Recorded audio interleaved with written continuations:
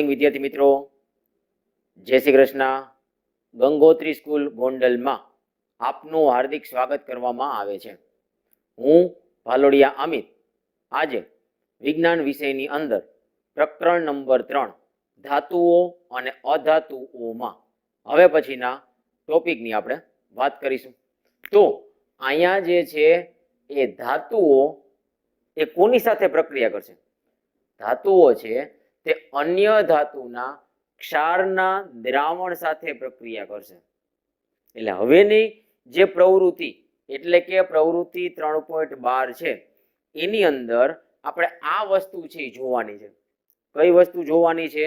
તો ધાતુની બીજી ધાતુના એટલે કે અન્ય ધાતુના ક્ષારનું દ્રાવણ। દ્રાવણ શબ્દ આવે એટલે પહેલા કીધું હતું કયું દ્રાવણ આવશે? જલીય દ્રાવણ એટલે કે પાણીમાં બનાવેલા દ્રાવણ સાથે પ્રક્રિયા કરશે તો શું જોવા મળે એની વાત આપણે આ પ્રવૃત્તિ 3.12 ની અંદર છે એ જોવાની આવશે।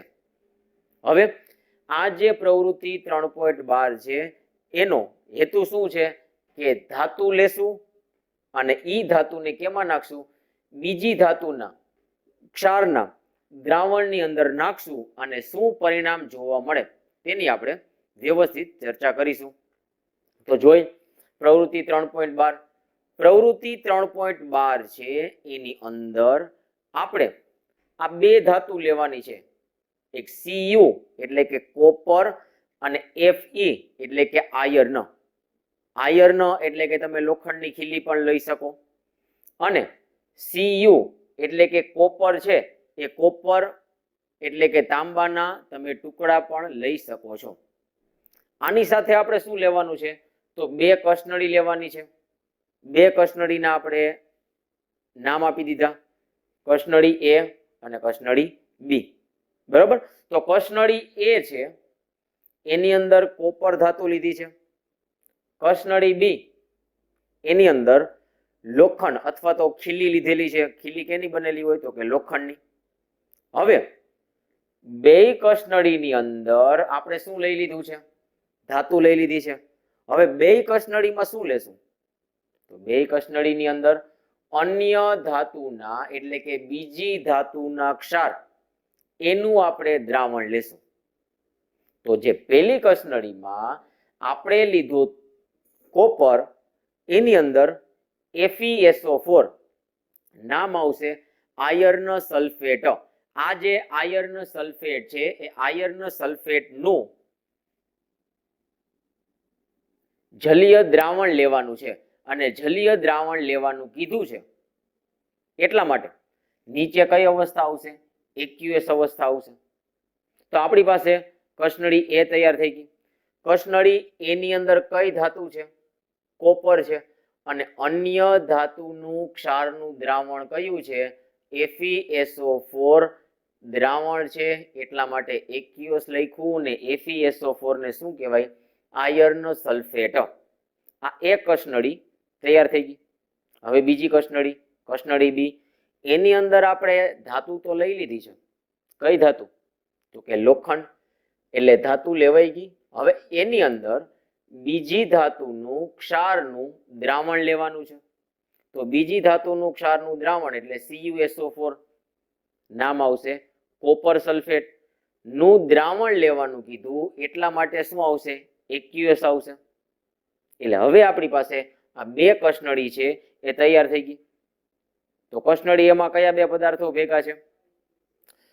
કોપર ધાતુ અને આયર્ન સલ્ફેટનું દ્રાવણ અને બીજી કસનળીમાં લોખંડ ધાતુ અને કોપર સલ્ફેટનું જલીય દ્રાવણ।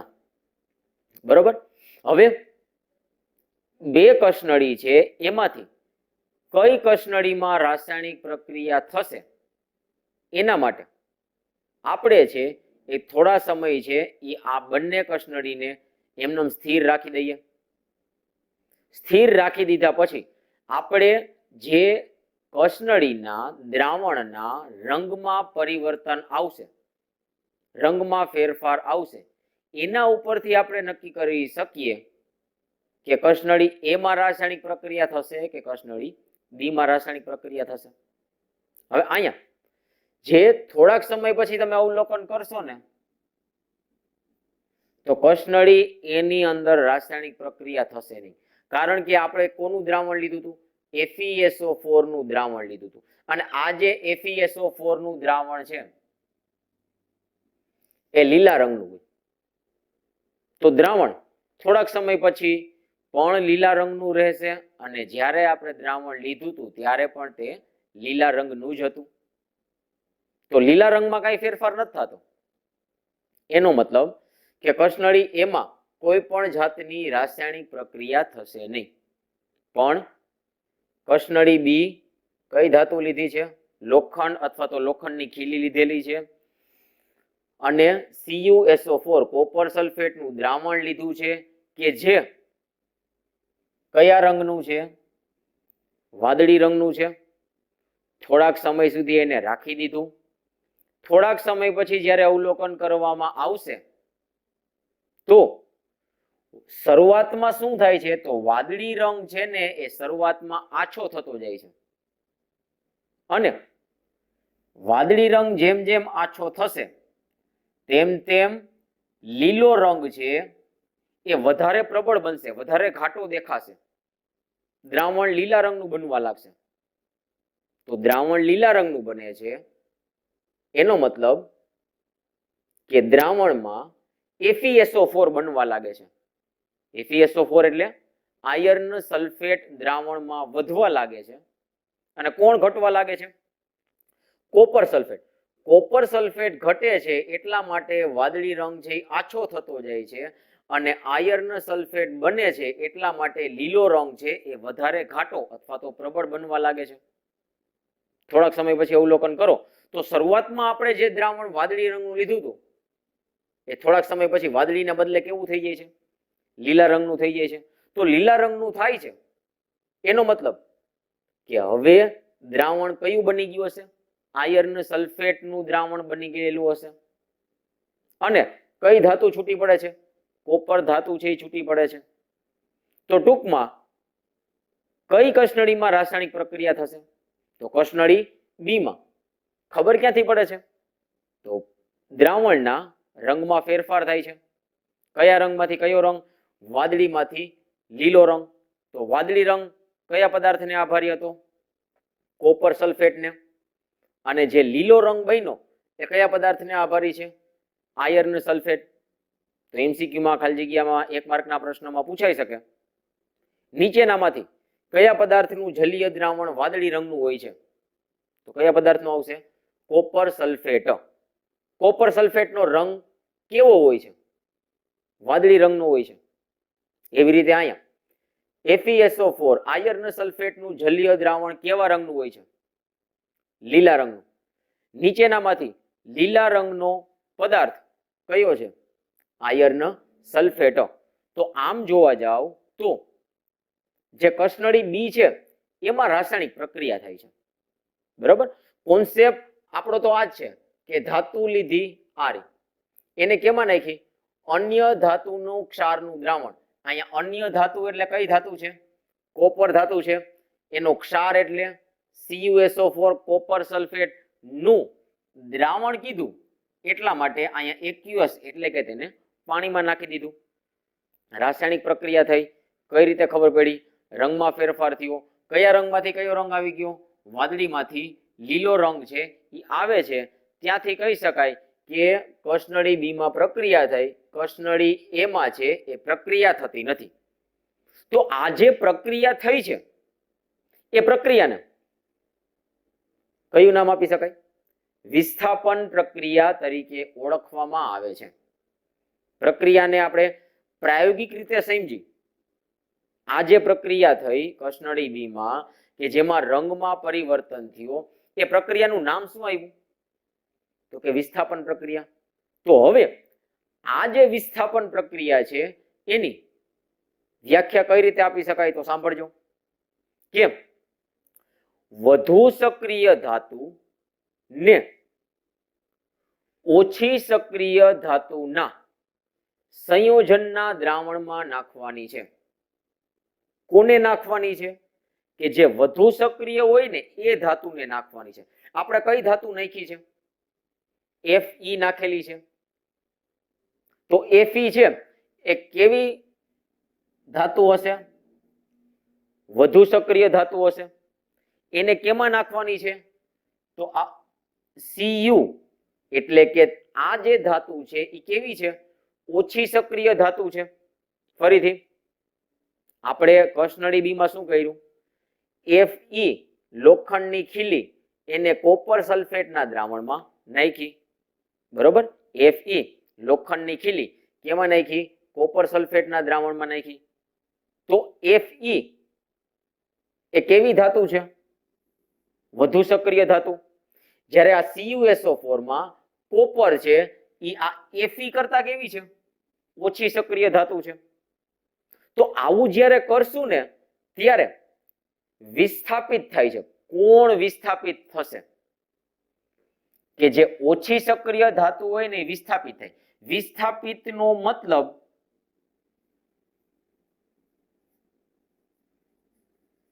ઓછી સક્રિય ધાતુ હોય ને છૂટી પડે. આપણે કીધું Cu ઓછી સક્રિય ધાતુ છે, તો Cu છે એ અહીંથી છૂટી પડશે અને દૂર થઈ જશે. Cu કોની સાથે જોડાયેલા હતા? SO4 સાથે. હવે ESO4 સાથે કોણ જોડાઈ જશે? તો કે Fe. અને શું બનાવશે? FeSO4 બનાવે છે. અને FeSO4 બને છે એટલા માટે જ દ્રાવણનો રંગ છે કેવો થઈ જાય છે? લીલો થઈ જાય છે. બરોબર?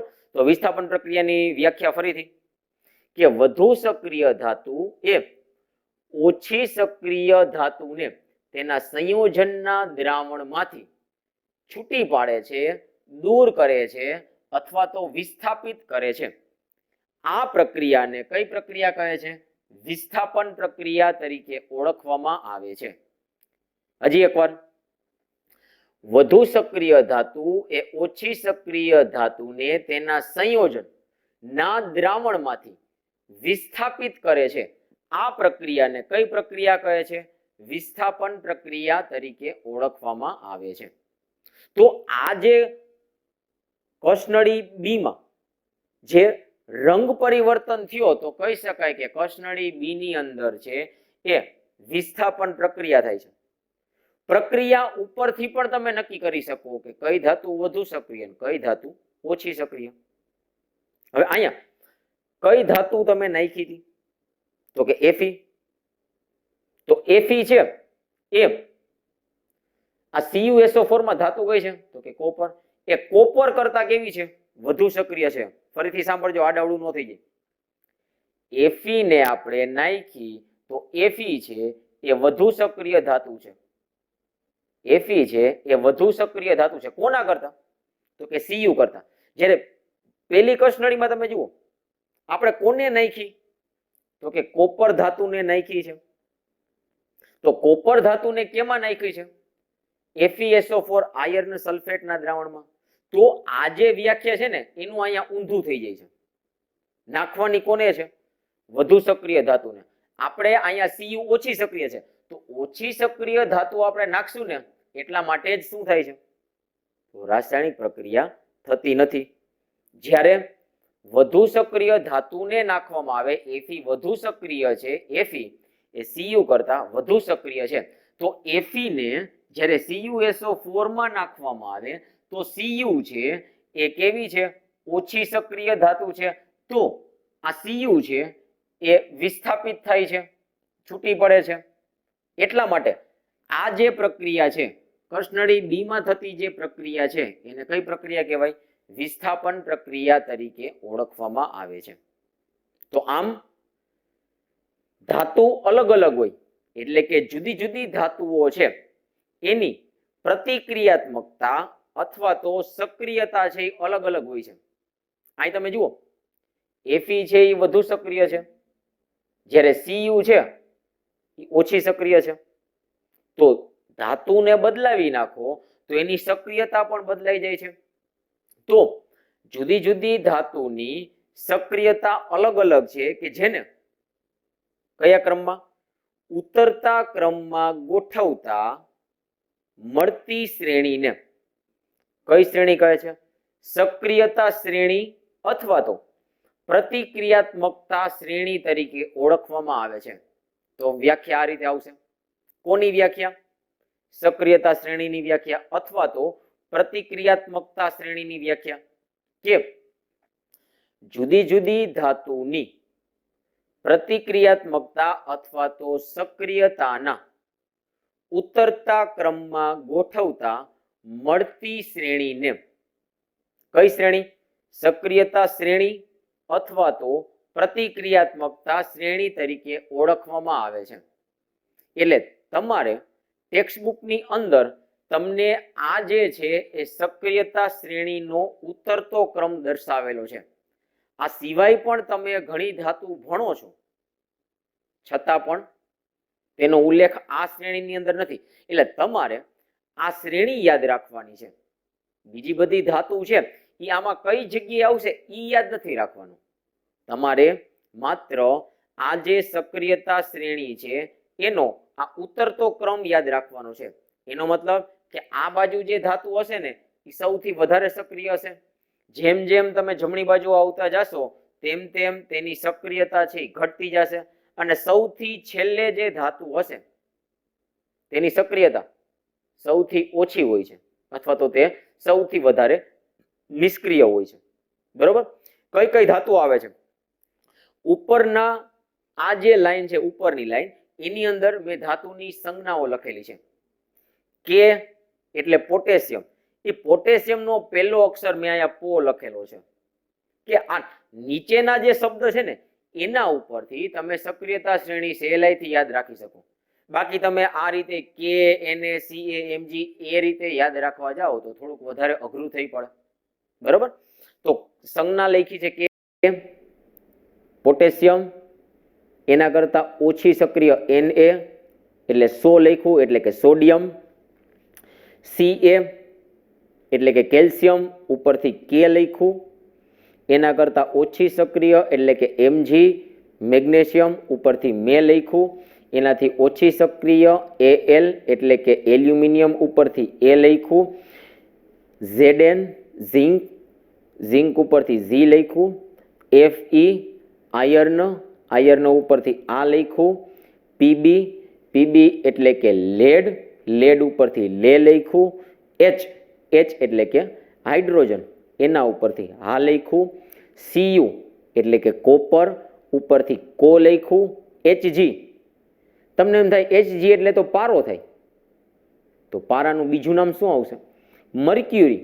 તો મર્ક્યુરી ઉપરથી મ લખ્યું. પછી Ag, Ag એટલે કે ચાંદી થાય, તો ચાંદી એટલે જ સિલ્વર થયું, એટલા માટે સી લખ્યું. અને Au, Au એટલે કે સોનું થાય, પણ એ સોનું એટલે આપણે એને વ્યવહારમાં શું કહીએ? ગોલ્ડ. એટલા માટે અહીંયા ગો લખેલું છે. બરોબર? તો આ જે છે એ સક્રિયતા શ્રેણી થઈ ગઈ.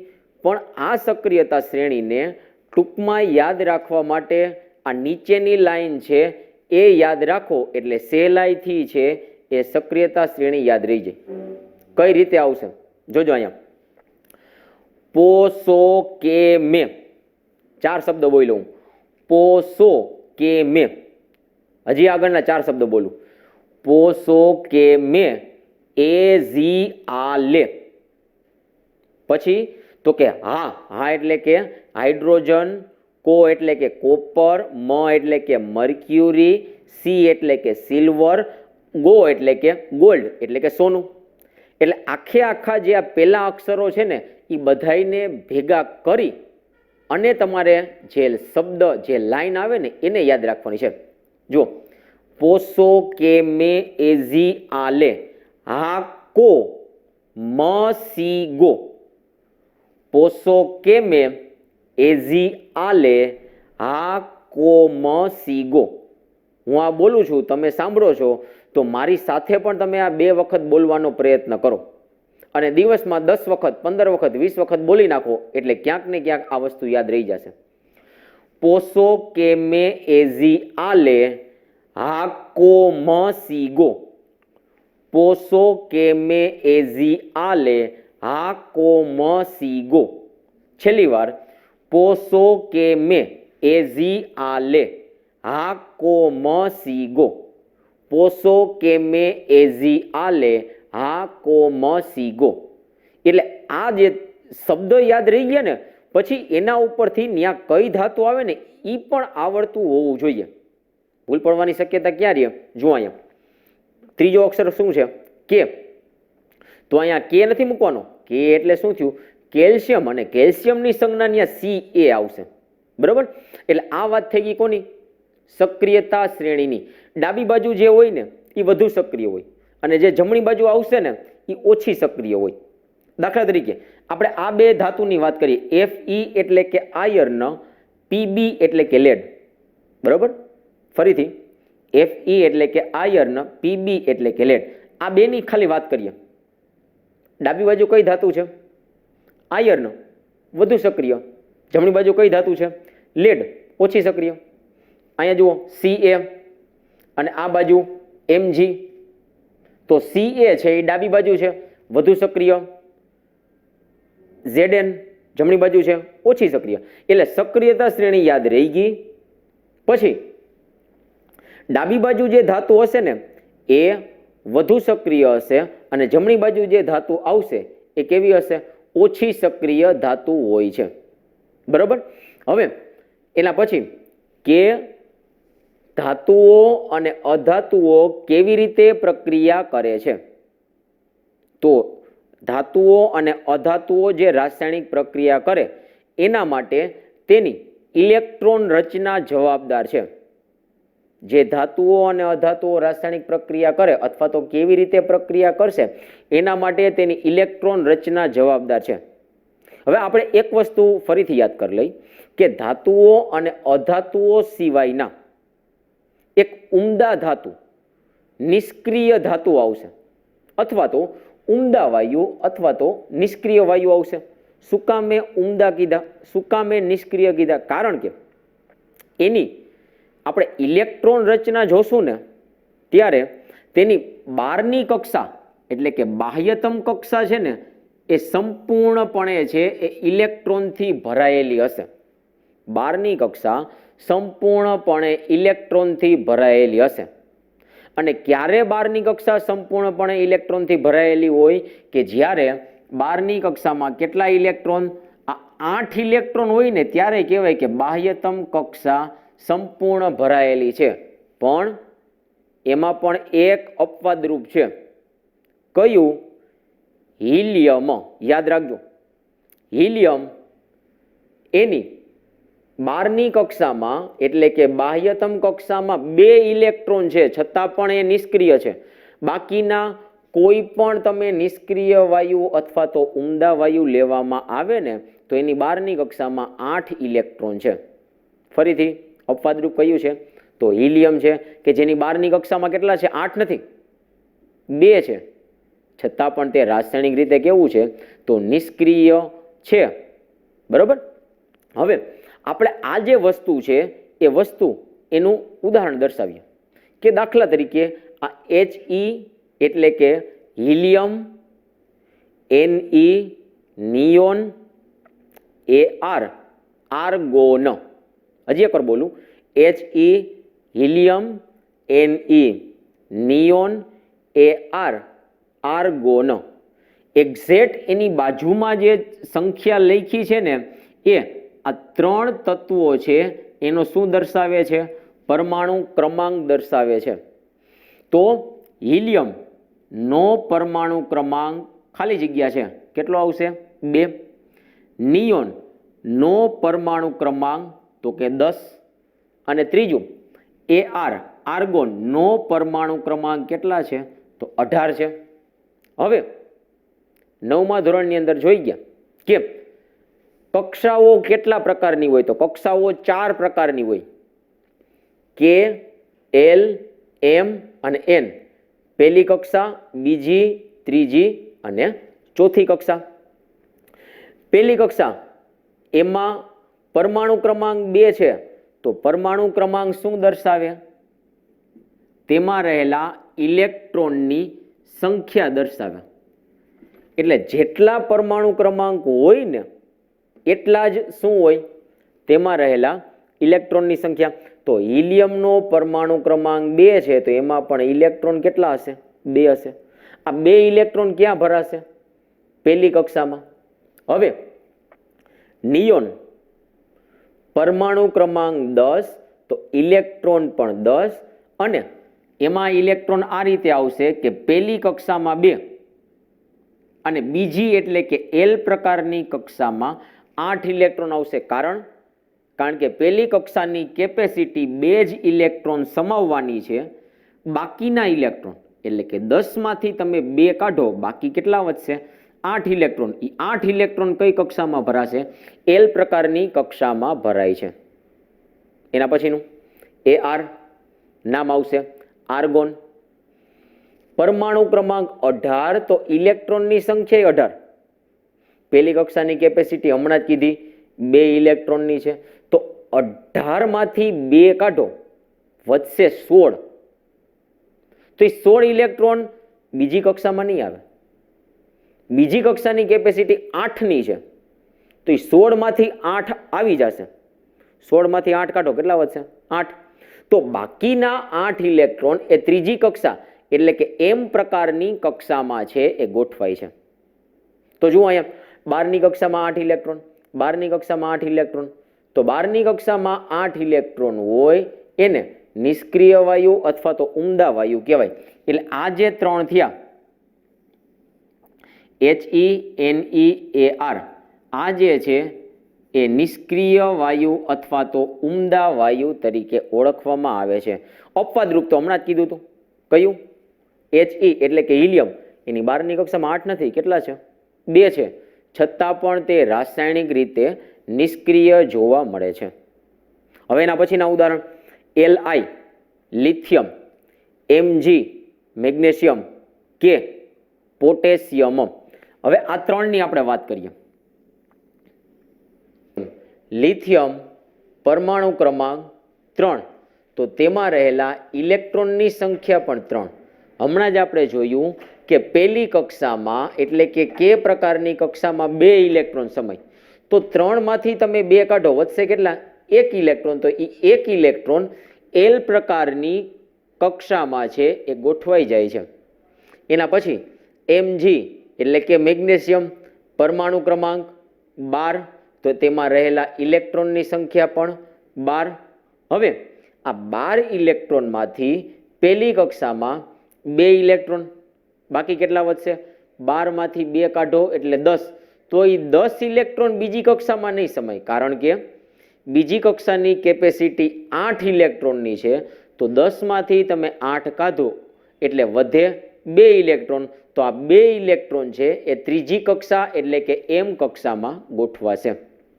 હવે એના પછી K એટલે કે પોટેશિયમ પરમાણુ ક્રમાંક 19, એટલે કે ઇલેક્ટ્રોનની સંખ્યા પણ 19. આ 19 ઇલેક્ટ્રોન ક્યાં ગોઠવાશે? તો પહેલી કક્ષામાં 2, બીજી કક્ષામાં 8, અહીંયા ખાસ જોજો ત્રીજી કક્ષામાં પણ 8, અને ચોથી કક્ષામાં 1 ઇલેક્ટ્રોન આવશે. આવું એટલા માટે, તો આના માટે છે એમ. યાદ રાખજો, કક્ષક જવાબદાર છે, અને આ કક્ષકની સમજૂતી આગળના ધોરણમાં છે એ તમારે જોવાની આવશે. હવે એના પછીના આ 3 N એટલે કે નાઇટ્રોજન નો પરમાણુ ક્રમાંક 7, ઇલેક્ટ્રોન રચના ઇલેક્ટ્રોનની સંખ્યા પણ 7. આ 7 માંથી 2 ઇલેક્ટ્રોન પહેલી કક્ષામાં, બાકી વધેલા 5 ઇલેક્ટ્રોન બીજી કક્ષામાં ગોઠવાશે. O એટલે કે ઓક્સિજન પરમાણુ ક્રમાંક 8, તો ઇલેક્ટ્રોનની સંખ્યા પણ 8. 8 ઇલેક્ટ્રોનને ગોઠવવાના છે.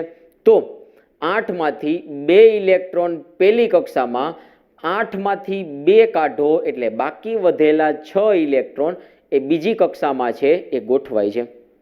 હવે એના પછી Cl એટલે કે ક્લોરીન. તો આ ક્લોરીન એનો પરમાણુ ક્રમાંક 17, તો 17 ઇલેક્ટ્રોનને ગોઠવવાના છે. તો આ 17 માંથી 2 ઇલેક્ટ્રોન પહેલી કક્ષામાં, 17 માંથી 2 કાઢો, કેટલા વધશે? 15. 15 માંથી 8 ઇલેક્ટ્રોન બીજી કક્ષામાં, 15 15 ત્યાંની સમય, 15માંથી 8 કાઢો એટલે બાકી કેટલા વધશે? 7. તો 7 ઇલેક્ટ્રોન છે એ ત્રીજી કક્ષામાં છે એ ગોઠવાશે. તો આ રીતે છે એ ઇલેક્ટ્રોનની ગોઠવણી થશે. હવે અહીંયા તમે જુઓ છો તો Li, Mg અને K આ જે તત્વો છે એની જ્યારે પણ 12ની કક્ષામાં 1, 2 કે 3 ઇલેક્ટ્રોન આવે ને તો તેને શું કહેવાય?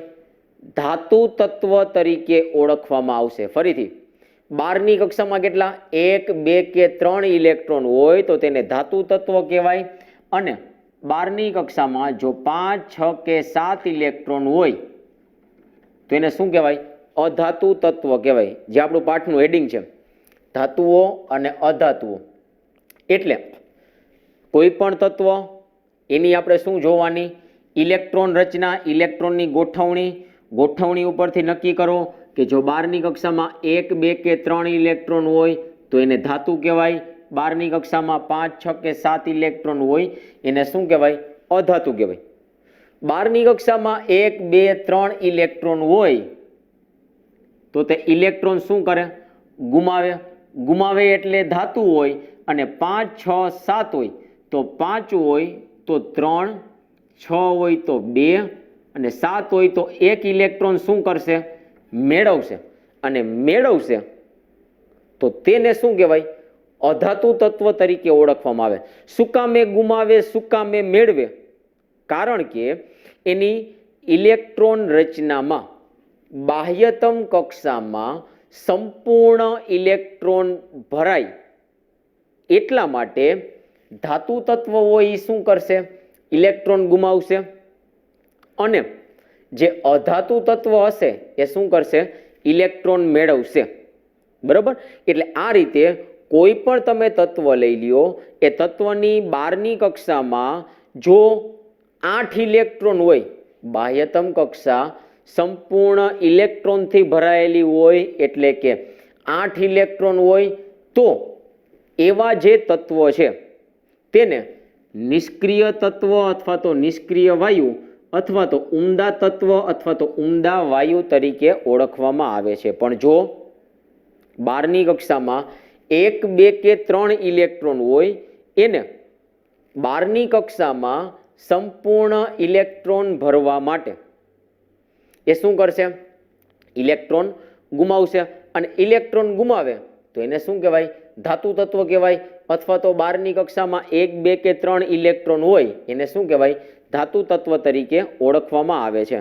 એવી જ રીતે કોઈ પણ તત્વ ઇલેક્ટ્રોન રચના 12ની કક્ષામાં 5, 6 કે 7 ઇલેક્ટ્રોન હોય, ઇલેક્ટ્રોન રચના ઉપરથી 12ની કક્ષામાં 5, 6 કે 7 ઇલેક્ટ્રોન હોય તો એને અધાતુ તત્વ કહેવાય. 5 હોય તો 8 કરવા માટે કેટલા? 3 મેળવશે. 6 હોય તો 8 કરવા માટે 2 મેળવશે. 7 હોય તો 8 કરવા માટે 1 ઇલેક્ટ્રોન મેળવે તો એને શું કહેવાય? અધાતુ તત્વ તરીકે ઓળખવામાં આવે. એક અપવાદ રૂપ છે કે જેની વાત આપણે પહેલા જ કરી ગયા કે હિલિયમ એની 12ની કક્ષામાં 2 જ ઇલેક્ટ્રોન છે, 8 નથી, છતાં પણ તે નિષ્ક્રિય વાયુ અથવા તો નિષ્ક્રિય તત્વ છે. કારણ કે એમાં કેટલી કક્ષા છે? એક જ કક્ષા છે. કેટલામાં નંબરની છે? પહેલા નંબરની છે. અને પહેલી કક્ષામાં 2 જ સમય છે ને પહેલી કક્ષામાં 2 સમાઈ ગયા. એટલા માટે હિલિયમ જ એક એવું તત્વ છે કે જેની 12ની કક્ષામાં 2 ઇલેક્ટ્રોન હોવા છતાં પણ તે રાસાયણિક રીતે નિષ્ક્રિય છે. બાકીના બધા જ નિષ્ક્રિય વાયુ અથવા તો ઉમદા વાયુ એની 12ની કક્ષામાં કેટલા ઇલેક્ટ્રોન આવશે? 8 ઇલેક્ટ્રોન આવશે. ધાતુની 12ની કક્ષામાં કેટલા આવશે? 1, 2, 3 ઇલેક્ટ્રોન. અધાતુની 12ની કક્ષામાં 5, 6, 7. તો આ જોતા એવું લાગે કે 4 હોય તો 1, 2, 3 હોય તો સમજા કે ધાતુ, 5, 6, 7 હોય તો અધાતુ. જો 4 હોય તો એને કહેવાય અર્ધધાતુ, કે જેની વાત આપણે પછી કરશું. બરાબર? એટલે 12ની કક્ષામાં 1, 2, 3 તો ધાતુ, 5, 6, 7 તો અધાતુ તરીકે છે એ ઓળખવામાં આવશે. Thank you.